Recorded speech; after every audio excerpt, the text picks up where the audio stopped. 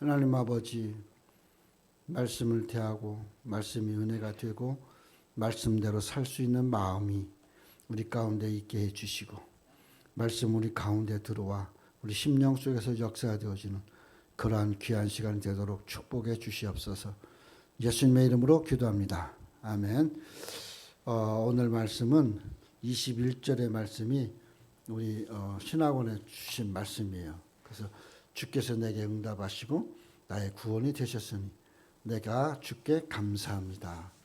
이 마음을 가지면, 그 마음을 가진 사람에게 하나님께서 말씀하시는 게 뭐냐, 우리가 비록 세상에 떨어져 있고 내 마음대로 하고 있어도 건축자의 모퉁이 돌이 된다, 그렇게 말씀을 하고 있어요.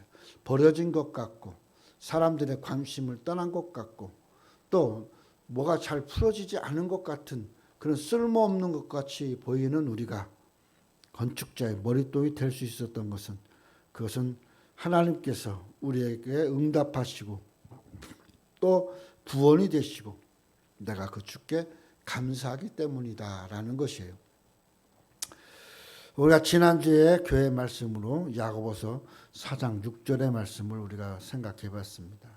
그러나 더욱 큰 은혜를 주시나니 그러므로 일러스되 교만한 자는 물리치고 겸손한 자에게는 은혜를 주신다 하였느니라. 우리 교회가 나가야 될 길입니다. 그것은 교만한 가운데 거하지 말고 겸손한 자 가운데 거하라. 오늘 우리 신학원에는 우리 신학원이 사람들 볼 때는 쓸모없는 것처럼 또 아무것도 아닌 것처럼, 어떨 때는 비웃음 속에 우리 신학원이 있는 것처럼 보여도 건축자의 버린 것이 모퉁이 돌이, 그 건물을 짓는데 모퉁이 돌이 되게 하시는 것처럼 하나님 우리 신학원을 모퉁이 돌이 되게 하시도록 역사해 주시고, 그 모퉁이 돌의 근원은 예수님이시다라는 것이에요. 그래서 오늘 우리가 우리 살아감에 있어서 가장 중요한 것, 우리가 하나님 뜻대로 하나님 말씀대로 사는 것도 중요하지만 힘들고 어려워도 낙심하지 말고 하나님 계획과 뜻 안에서 모든 것을 풀어가면 아무것도 아니고 별것도 아니고 에이 하고 이렇게 밟혀진 것 같은 것이 결국은 건축하는데 모퉁이 돌이 되는 것처럼 중요하게 사용하시고 역사하신다는 말씀인 것입니다. 그러므로 오늘 우리가 이 말씀을 좀 살펴보면서, 그러면서 하나님이 행하시는 구원과 그 뜻을 살펴봤으면 좋겠어요. 19절에 보면, 오늘 본문 19절, 내게 의의 문을 열지어다. 내가 들어가서 여호와께 감사하리로다. 이는 여호와의 문이라 의인이 그 길로 들어간다. 이 시인은 그렇게 이야기합니다. 의의 문이 열려야 된다. 그 의의 문은 내가 여호와께로 나가서 감사하는 문인데, 그 의의 문은 여호와의 문이 되는 것이고 우리 의인은 글로 들어가서 하나님께 감사하게 된다라는 것입니다. 그러니까 내가 들어가야 될 문은 의로운 문인데, 그 의로운 문은 여호와께서 열어주신 의의 문인데 그게 바로 예수 그리스도다라는 것이에요. 의의 문은 여호와의 문입니다. 성전의 문을 의미하는 것처럼 보이지만 우리 자신이 하나님을 향하는 그러한 문인 것을 말씀하고 있습니다. 왜냐? 하나님께로 나아간다는 것은 우리 스스로가 하나님께 나가는 것이에요. 그러므로 하나님이 감사함으로 받는 문이고 하나님께서 응답하시고 구원하시고 역사하시는 문이다라는 것이에요. 그렇게 되어질 때 나는 건축자는 버렸는데, 근데 그 버린 돌이 건축의 머릿돌이 된다는 것이죠. 사람은 버렸고 사람은 쉽게 여겼는데, 근데 하나님은 귀하게 여겨서 하나님의 전을 세우고 하나님의 계획을 뜻을 이루는 그런 모퉁이 돌이 되게, 기초돌이 되게 하신다는 것입니다. 우리는 양의 문 대신 그리스도를 생각해 봐야 됩니다. 문은 양의 문인 그리스도로 말미암아 양은 문을 들어요. 우리나라에서 양 키우는 것과 이스라엘에서 양 키우는 것은 좀 틀려요. 이스라엘은 광야예요.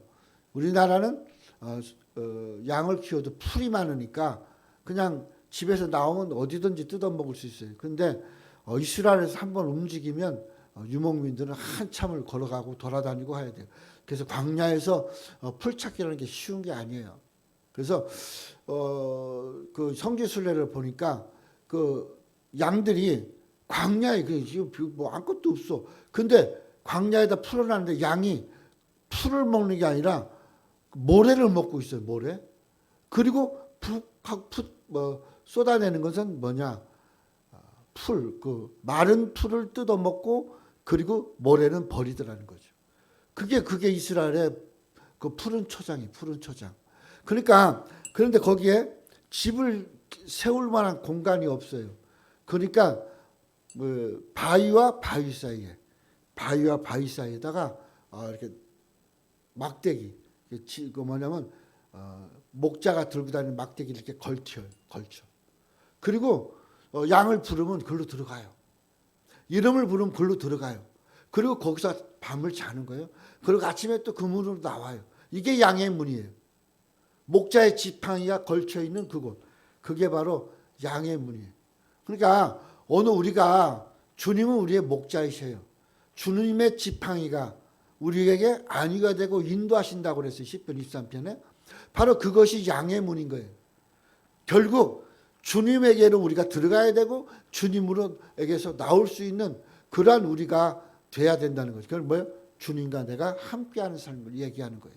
그러니까 우리가 양의 문 대신 그리스도를 좀 생각해 보면서 양의 문이신 여호와 그리스도 그 안으로 우리가 들어갈 수 있는 것. 거기가 의의 문이고 그게 구원의 문이고 그게 하나님의 인도하심의 문이다라는 것입니다.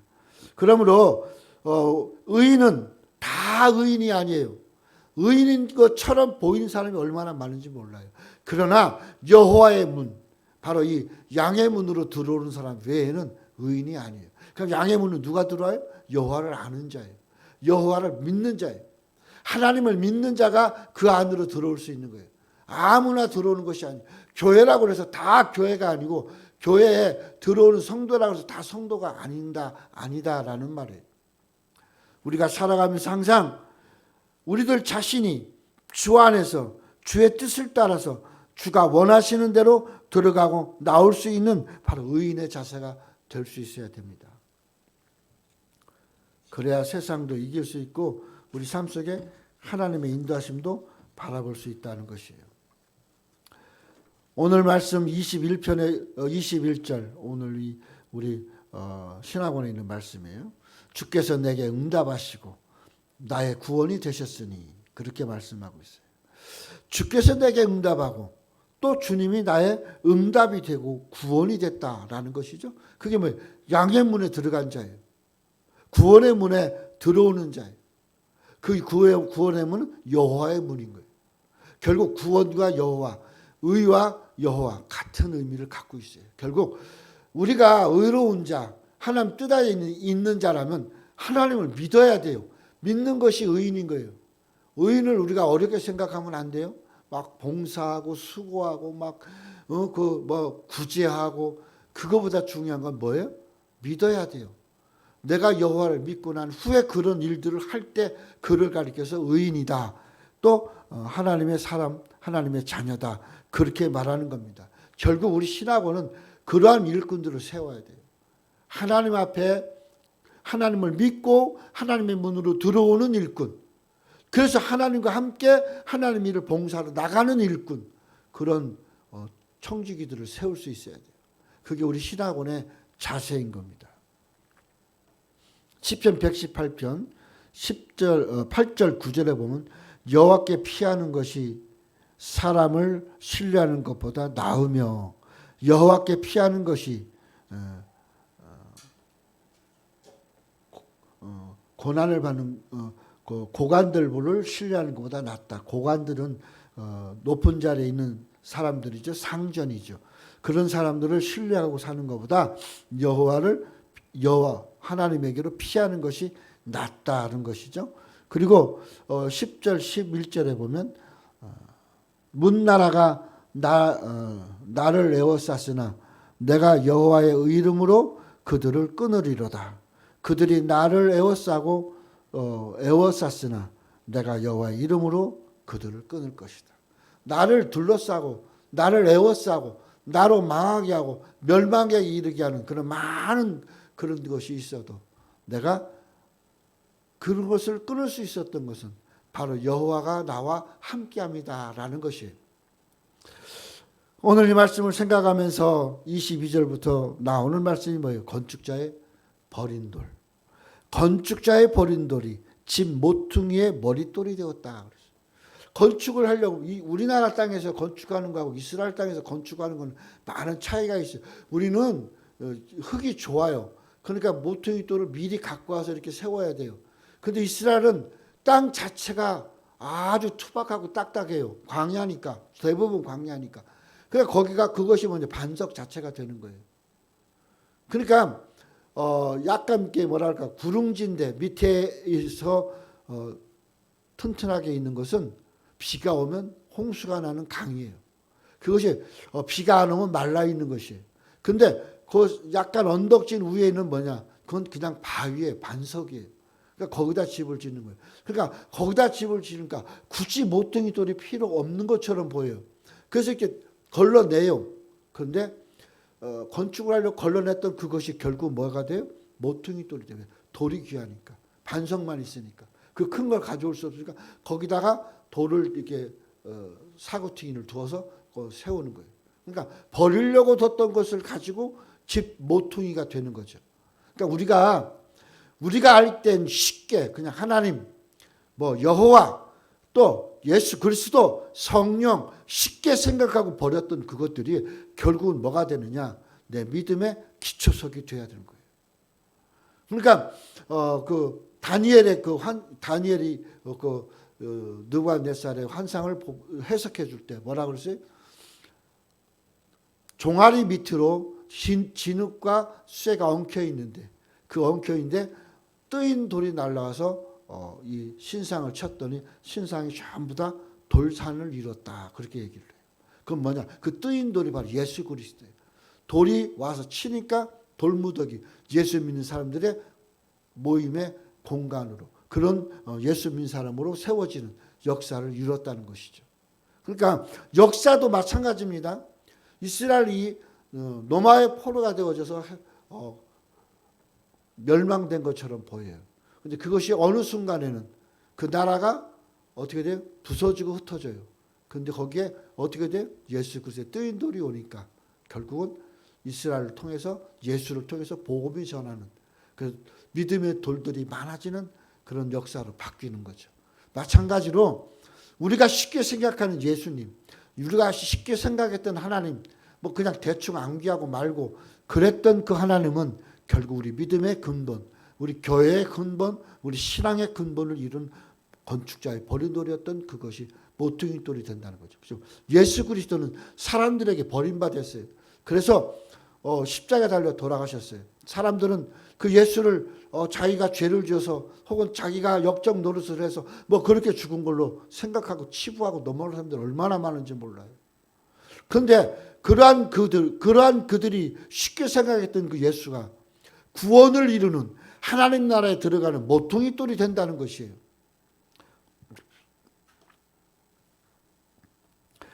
결국 예수 그리스도를 통해서 백성들에게 하나님은 큰 승리를 안겨주시고 하나님의 축복으로 인도하신다 그 말입니다. 그러므로 오늘 우리가 하나님의 말씀을 따라 살아갈 수 있고 하나님 말씀 안에서 우리가 살아야 됩니다. 우리가 하나님 앞에서 그렇게 살 수 있는 것은 우리들 자신이 하나님 앞에 쓰임바 돼야 돼요. 하나님 앞에 쓰임바 되려면 우리 자신이 도구가 돼야 돼요. 하나님의 도구는 우리 자신이 돼야 돼요. 근데 우리는 도구인데 도구가 주인한테 나 이렇게 좀 써줘 그렇게 말할 수 없는 거잖아요. 우리는 하나님에게 의탁하고 하나님이 원하시는 대로 믿음으로 가면 돼요. 근데 우리는 그렇게 안 한다는 거죠. 내 생각과 내 마음, 내 결정을 따라서 하나님의 일도 해야 된다라는 착각에 빠져요. 이것은 매우 위험한 것입니다. 그러므로 우리는 버려진 것처럼 생각했던 예수, 쉽게 생각했던 예수. 그로 인해서 나도 대충 내가 이렇게 하게 되면 하고 말게 되면 말고 그렇게 생각하면 안 된다는 거예요. 오늘 우리가 하나님의 백성으로서 살아가야 될 이유는 뭐냐? 내가 나를 구원해 주신 예수가 건축자의 버린 돌 같았던 예수가 집에 모퉁이 돌을 이뤘던 것처럼 우리 신앙과 우리 믿음의 근본을 이룰 수 있어야 된다는 것입니다. 오늘 우리가 집에 가면 이 시편 118편 말씀을 좀 다 읽어봤으면 좋겠어요. 거기에 하나님께 감사라는 말이 많이 나와요. 감사하는 삶을 살아라. 하나님께 감사해라. 우리들 스스로 날마다 감사해라. 범사에 감사하라. 이런 이야기가 많이 나오고 있어요. 그래서 오늘 우리가 그러한 감사는 결국 뭐냐? 버려진 것 같아도 하나님이 쓰겠다고 사용하면 하나님의 도구가 될 뿐만 아니라 집을 짓는 귀한 도구로 사용하신다는 거예요. 그러므로 우리들 스스로가 어떻게 하지? 그 하나님의 은혜를 생각하며 감사하며 살 수 있어야 돼요. 우리들 마음에 우리 입에서 감사가 떠나면 안 된다는 것입니다. 그래서 주님의 인자심이 우리의 구원의 완성을 이루죠. 인자심은 뭐예요? 바로 하나님이 우리를 사랑해 주시는 마음입니다. 그 마음이 결국 구원의 완성을 이루게 되는 것입니다. 그러므로 날마다 그 신실하심 앞에서 우리가 그 은혜에 따라서 감사하며 살 수 있어야 되고, 그리고 그 감사를 누리고 하나님께 감사하며 살아가야 된다는 거죠. 또 하나는 뭐냐? 이렇게 하나님 앞에 사용되기 위해서 우리가 스스로가 쓰임 받을 수 있을까 생각을 해보라 이겁니다. 나는 하나님 앞에 쓰임 받을 수 있을까? 나는 정말 하나님이 사용하실까? 한 번쯤은 우리 생각해 봐야 되지 않겠어요? 우리가 신학원을 저도 그랬지만 신학교 가서 신학교 공부하고 또 사명의 길을 가려고 해요. 그런데 연구원을 들어가면 얼마나 힘든지 몰라요. 사는 것 자체가 힘들고 하는 것 자체가 겁이 날 때도 있어요. 난 신학교는 그래도 그런 데를 그렇게 다녔는데 연구원에는 이러면 그 등록금 때문에 쫓겨 살았어요. 90년대, 80년대 말 뭐 이때 그 등록금은 45만 원, 60만 원 뭐 이래요. 근데 이 45만 원에서 60만 원 되는 이 돈이 지금은 거의 100여만 원이 넘어요. 가치가. 그러니까 나한테는 그 돈이 없어요. 15만 원 사례받고 앉아서 뭐를 해. 그런데 그때마다 우리 김봉래 권사님이 11조를 모아서 준다든가 뭐 이렇게 하면서 견뎌왔어. 또 어떤 우리 동기 중에 하나는 나를 이렇게 쳐다보면서 측은하게 여긴 거예요. 마음에. 그래서 자기 아버지한테 가서 얘기했대. 아버지가 거기가 동서울 터미널 거기에서 장사하시는데 돈을 꽤 많이 벌어요. 그러니까 아버지한테 얘기했대요. 아버지, 내 친구가 너 표정을 보니까 뭐가 많이 지금 부족한 것 같은데 도와주면 안 될까요? 그러더래. 그래서 아버지가 2달치 11조를 저한테 줬어요. 그게 정영감 목사예요. 그래서 그걸로 등록금을 처리했어요. 2번 그렇게 해줬어요. 거기서. 그럼 이제 졸업을 해야 되잖아요. 연구원 2년이니까. 졸업을 해야 되는데 등록금이 없어. 그래서 이제 돈도 없어갖고 점심을 에이스 크래커, 제가 에이스를 좋아하는 게 거기 있어요. 그거 옛날에 이렇게 길쭉하게 나오는데 그거 사다가 커피 한 잔, 커피가 그때는 뭐 20원인가 10원인가 했으니까 그거 해갖고 찍어서 먹었어요. 그리고 차비하고 음식값 아껴갖고 이제 인성이 과자 사가고 가고 그랬어요. 그러니까 그걸 보면서 불쌍한 마음이 든 거예요. 처음에는 밥 먹고 와서 이제 쉬는가 보다 그랬어요. 그래갖고 나한테 물어봤어요. 아유, 저기 식사하고 이제 커피 한잔 하시나 봐요. 그래. 아니요, 이게 점심이에요. 그랬더니 까무러치는 거예요. 점심을 왜 이걸 잡숴요? 그래. 예, 돈이 없어요. 내가 그랬어요. 그럼 등록은 했어요? 아니요. 졸업비는 냈어요? 아니요. 그때부터 이 사람이 근심을 했어요. 그리고 2주간이 지난 후에 다시 나를 찾아요. 학교 와서. 전사님 저 좀 봐요. 그러더래요. 그래서 그 갈비탕을 사줘갖고 처음으로 맛있는 걸 먹고 거기서 얘기를 하면서 봉투를 하나 이렇게 내는 거예요. 봉투를 주는 거예요. 기도 좀 해달라고. 이 양반이 그 교회에서 시험이 들렸어.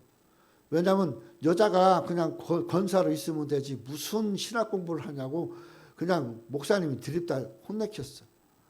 거기는 일꾼이 나만 도니까. 그러니까 이 사람 근심이 돼서 남편이 건축을 하는데 석 달 동안을 11조를 안 낸 거예요. 그래갖고 그걸 들고 와갖고 기도해달라는 거예요. 나는 못 모르고 이제 그 봉투를 모르니까 봉투에다 손놓고 기도를 해줬어요. 그랬더니 이거 거기에다가 10만 원을 얹어서 그렇게 저를 줘요. 그러면서 이건 목사님이 전사님이 기도했으니까 가서 등록금 내시고 또 졸업비 내시고 그리고 이건 교통비 하고 생활하라고 줬어요. 약 80에서 90만 원이 되더라고요. 그걸로 등록금 처리하고 또 한 20만 원 되는 졸업비 내고 그렇게 하고선 한 달 동안 그 교통비하고 점심 식사하고 그랬어요. 정말 힘들었어요. 돈이 없어. 그러니까 포기를 하냐 말아야 되는 절망이 아니라 하고 싶어도 못하는 좌절에 빠져 있을 때였어요. 때로는 하나님 앞에서 우리가 사명의 길을 간다 그러면서 자기가 응답받고 해서 출발했음에도 불구하고 이런 또다시 하나님의 응답을 받아야 된다는 하나님이 나하고 함께하는 간섭이 있어야 된다고라는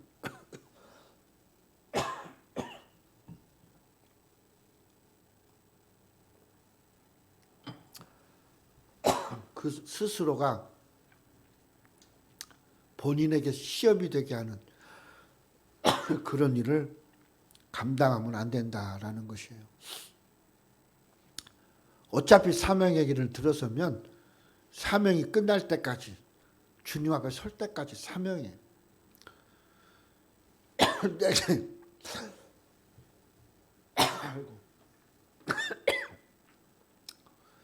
내게 능력의 역사가 있고 없고 내게 하나님의 은혜가 있고 없고 그것이 중요한 게 아니에요. 없을 때도 사명의 길을 가야 되고 은혜가 없어도 사명의 길을 가야 되고 능력이 없어도 사명의 길을 가야 되는 거예요. 그런데 우리는 그 하나님을 의지하지 않아요. 즉 여호와의 문에 들어가지 않아요. 문간에 서가지고 문 열어주면 내가 들어가. 그런 생각에 빠진다는 거예요. 어떤 하나님이 또 다른 두드림과 깨달음이 있어야 간다는 착각에 빠져요. 사명은 그렇게 가는 게 아닙니다. 없어도 가고 하기 싫어도 가고 내 생각에 빠져갖고 좌절해도 가야 돼요. 어차피 가야 돼요. 안 가면 거기에 대한 값을 하나님 앞에 지불해야 돼요. 그런데 우리들 스스로가 그렇게 생각을 안 해요. 모세가 그 갈대상자에서 건짐을 받고 나서 애굽의 왕자로 40년을 지냅니다. 그런데 아무것도 할 수 없었어요. 왕자의 그 권위와 권세 그 모든 것을 가지고도 자기 백성을 구하지를 못해요. 그래서 사람이나 죽이고 도망갑니다. 도망가서 양을 치면서 40년을 지내요. 십보라를 만나서 아이를 낳습니다. 그 아이 이름이 게르솜이에요. 게르솜. 첫 아들이. 게르솜이 뭐예요? 내가 타국에서 객이됐다라는 거예요. 이 타국은 애굽이에요. 애굽에서 객이 돼서 지금 어디 광야, 신광야에 나와서 그 헬몬산 근처에서 그가 양이나 치고 있는 그런 그 나그네밖에 아니다라는 거예요. 내가 내 백성을 구원하려고 하나님께 의욕을 가졌는데 그 많은 애굽에서의 권세, 모든 것, 그 지식, 용감무쌍함, 그 모든 것을 가지고도 자기 백성을 구원 못해요. 그리고 객이 되어서 떠돌이처럼 양이나 키우고 있으면서 하나님을 만나요. 그게 바로 가시나무 떨기 밑에서 만나는 거예요. 하나님은 이 모세를 만나면서 뭐라고 그래요? 내 발에 있는 신을 벗어라. 맨발이 되어봐라. 맨발로 걸으면 얼마나 힘든 줄 아세요? 맨발로 무슨 일을 하면 이런 우리나라는 상관없어요. 광야의 그 돌밭을 걸은다고 생각해봐요. 맨발로. 그래도 하나님 그렇게 얘기해요. 내 신 벗고 나 따라와. 이게 하나님이에요. 네 생각 버리고 네 계획 버리고 네 발걸음 버려. 그리고 내가 가자는 대로 나 따라서 와.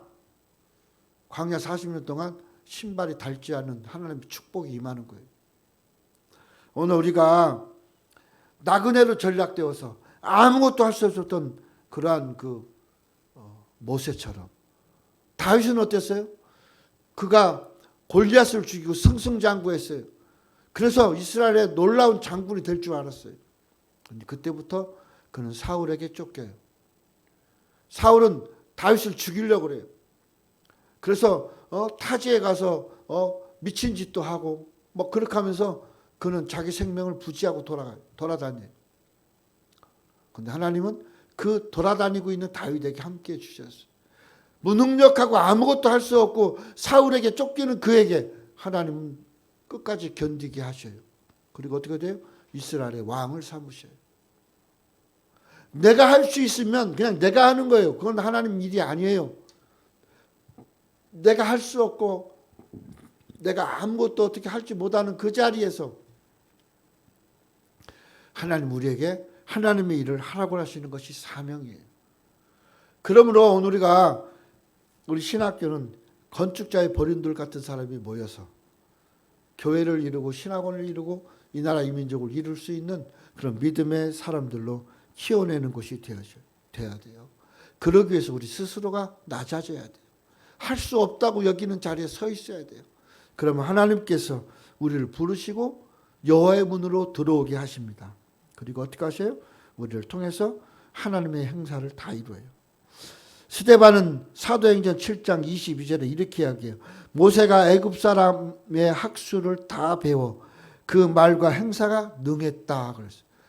애굽에 있는 40년 동안 이 모세를 하나님이 어떻게 복을 줬어요? 그는 애굽에 있는 모든 학술, 모든 학문을 다 배웠어요. 전술 다 배웠어요. 뛰어났어요. 능력이 있었어요. 근데 그것 갖고 이스라엘 백성 구하는 게 아니에요. 이스라엘 백성 구원은 그냥 불기둥 따라가면 돼요. 어저께 우리 임영선 목사님 그 설교처럼 그냥 불기둥을 따라가면 돼요. 그냥 부르면 신발 벗고 나서면 돼요. 근데 나는 신발이 없어요. 나 신발 씻겨줘야 돼요. 나 먹어야 돼요. 나 등떠미는 하나님 역사를 체험해야 돼요. 이런 착각에 빠진다는 겁니다. 이미 등은 떠밀려서 신학 공부한 거예요. 이제는 그냥 그렇게 하나님만 의지하고 그렇게 하면서 나갈 수 있어야 됩니다. 오늘 우리에게 다윗과 모세를 통해서 우리에게 말씀하시는 내용이 뭡니까? 그 의미가 뭡니까? 버림받은 것 같지만 하나님이 함께하고 있었고 사람들이 외면했지만 하나님은 들어서서 역사하신다는 겁니다. 백성에게 애굽에 있으면서 애굽 백성에게도 버림받고 또 출애굽하기 전까지 이스라엘 백성에게도 버림받았어요. 그래서 광야 40년을 허송세월하고 80살이 되었어요. 80살이 되어서 아무것도 못할 때 하나님 불렀어요. 그리고 광야를 인도하게 가요. 아니 80먹은 노인네가 불렀으면 좀 탄탄 데려러 가면 얼마나 좋겠어요. 근데 광야길 가는 거예요. 광야길. 그거 출발은 뭐예요? 내 발에 신을 벗으면서 그 길을 시작하는 거예요. 오늘 우리에게 하나님이 우리의 하나님 일을 하라고 하실 때는 내 것을 다 버리라는 겁니다. 내 생각 버리라는 거예요. 내 생각에 담겨 있고 내가 이렇게 해야 돼. 내가 이런 방법을 해야 돼. 이건 뭐예요? 교만함에 빠져 있는 거예요. 스스로의 교만함. 그렇게는 이미 부르실 때 다 했다니까. 부르고 와서는 그냥 맨발로 가야 되는 거예요. 그냥 불기둥 보고 가야 돼요. 역사는 때에 따라서 하나님이 하시는 거예요. 사람이 하는 거고 내가 하는 것이 아니다라는 것이에요. 그냥 하나님이 하셔요. 사람을 의지하지 말아야 될 뿐만 아니라 내 자신도 의지하면 안 된다라는 것입니다. 그러므로 하나님의 나라는 하나님을 위해서 사용되어지는 사람인데 하나님이 사용하시는 사람이 이끌고 인도하고 스스로가 들어가게 하신다는 겁니다. 우리가 주님에게 쓰임 받을 때 하나님이 우리를 쓰시는 것이 아니라 건축자의 버린 돌같이 건물 짓는데 아무 사용처도 없는 그것이 결국은 어떻게 돼요? 건축을 짓는 기초를 이루게 하시는 하나님의 역사가 있다라는 겁니다. 그러므로 우리들 스스로의 신앙의 자세가 확립되어져 있어야 돼. 그게 뭐예요? 의의 문으로 들어가는 거예요. 그게 뭐예요? 여호와의 문에 들어가는 거예요. 그러면 하나님은 하나님의 방법으로 알아서 쓰셔요. 내가 좀 모자라면, 내가 좀 이 다리를 절면 그대로 쓰시는 거예요. 하나님 야곱을 불렀어요. 그리고 야곱이 20여 년 가까이 자기 삼촌 집에 있으면서 어떻게 해요? 종살이에요. 그리고 이제 돌아올 때는 어떻게 돼요? 야곱이 하나님 앞에 기도합니다. 야복강에서. 하나님 어떻게 해요? 다리를 쳐요. 다리를 쳐요. 그래서 저는 다리가 됐어요. 그 저는 다리를 가지고 하나님의 일을 이루면서 가고 아들이 애굽의 총리가 되고 그리고 아들이 있는 그곳에 가서 바로에게 축복을 빌어주는 그런 놀라운 사람이 될 수 있었어요. 그거는 다리를 절었을 때부터예요. 그러니까 내가 하는 것이 아니에요. 네 다리 필요 없어. 나 의지하고 와. 질질 끌려갈 때 하나님은 그렇게 역사 새롭게 하시는 겁니다. 그러므로 오늘은 이 말씀을 생각하면서 건축자의 버린 돌이 건물의 모퉁이 돌이 되어졌다는 이 말. 마태복음 21장에도 그게 예수님을 인용하셔서 42절의 말씀에 21장 예수께서 가라사대 너희가 성경에 건축자의 버린 돌이 모퉁이의 머릿돌이 되었다 하나니 이것은 주로 말미암아 된 것이요 우리 눈에 기이하도다 함을 읽어본 적이 없느냐. 주님도 이 시편의 말씀을 인용하고 있는 거예요. 자신을 향하여서. 베드로는 또 이렇게 얘기합니다. 사도행전에 그의 말씀 설교 통해서 예수는 너희 건축자의 버린 돌로서 집 모퉁이의 머릿돌이 되었느니라. 또 베드로전서 2장 7절엔 베드로의 그 서신에 그렇게 얘기해요. 그러므로 믿는 너희에게는 보배이나 믿지 않은 자에게는 건축자의 버린 그 돌이 모퉁이의 머릿돌이 되고. 베드로는 이걸 2번이나 각인을 시켜요. 너네가 버렸던, 너네가 십자가에 버렸던, 너네로 말미암아 십자가 지고 피 흘려 죽으셨던 그 예수, 그는 머릿돌이 된다. 그렇게 이야기하고 있어요. 그러니까 우리들 신앙은 어떻게 해야겠어요? 시편 118편은 할렐시입니다. 할렐시가 뭐냐? 찬양의 시입니다. 찬양의 시. 찬양의 시예요. 이 시편 118편 말씀을 집에서 한번 쭉 읽어보시면서 여기에 하나님을 감사하고 찬양하라 소리가 얼마나 많이 나오는지 한번 보시기 바랍니다. 우리는 여호와의 문, 양의 문이신 예수 그리스도, 건축자의 버린 것 같았던 그 쓸모없고 필요 없었던 예수, 그 예수는 내 신앙의 기초요. 내가 섬기는 교회의 기초요. 내 믿음의 기초가 된다는 것을 믿으시고 이제 말씀을 마치겠습니다. 오늘 우리가 어떻게 감사하고 살아야 될까요? 하나님이 나를 구원하셨기 때문에 감사하는 겁니다. 주께서 내게 응답하시고 나의 구원이 되셨으니 내가 주께 감사합니다. 21절에 얘기했잖아요. 이 말씀이 우리 신학원의 말씀인 거예요. 나를 구원하셨기 때문에 감사해야 되는 거예요. 그 다음에 하나님의 집 문에 하나님 집 문은 감사의 문이기 때문에 우리는 항상 감사해야 돼요. 그래서 하나님의 문에 여호와의 문은 의의 문이요 감사의 문이다 이 말이에요. 세 번째는 선하시고 인자하심이 영원하기 때문에 감사해라. 시편 136편은 여호와께 감사하라. 그 인자하심이 영원합니다. 그렇게 말씀을 하고 있어요. 그럼 우리가 감사해야 될 이유를 찾았으면 어떻게 해야 돼요? 하나님께 감사하고 살아갈 수 있어야 돼요.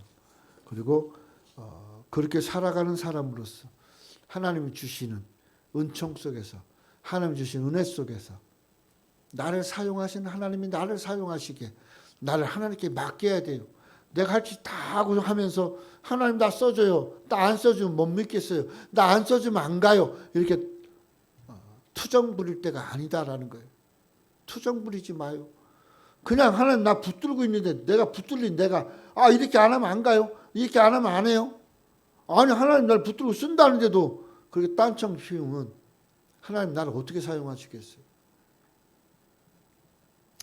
건축자의 버린 돌이 집을 세우는 기초돌이 되는 것처럼 주님 나라의 모퉁이 돌이 될 수 있는 여러분과 나가 되시기를 간절히 소망합니다.